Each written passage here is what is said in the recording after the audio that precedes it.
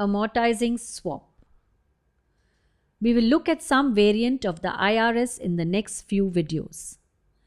The IRS we looked earlier are called plain vanilla interest rate swaps. Let's look at the first variant.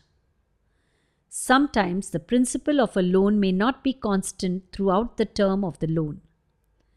It is very common to see loans with amortizing principal.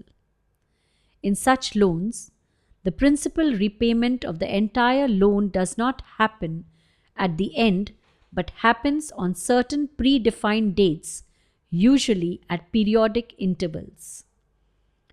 Let's say a 30 million USD loan for 3 years has 3 equal amortization, happening at the end of every year.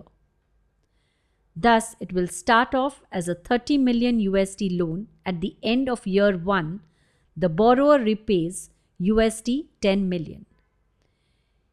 In second year, the interest will be calculated on the remaining principal of USD 20 million.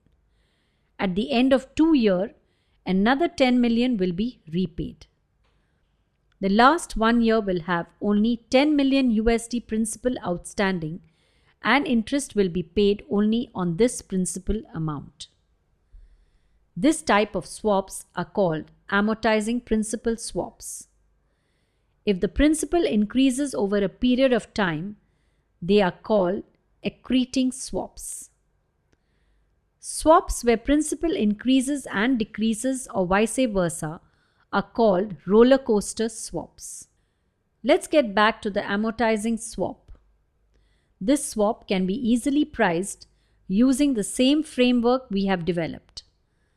The only difference will be that the principal amount for the first 2 coupons will be 30 million, followed by 20 million for third and fourth interest payments and 10 million for the last 2. Let's price this swap. It is semi-semi swap with amortizing principal.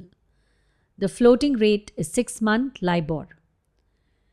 Generate the floating side PV, work out the PV BP, and work out a fixed rate that makes NPV 0. The solution is provided in the accompanying spreadsheet.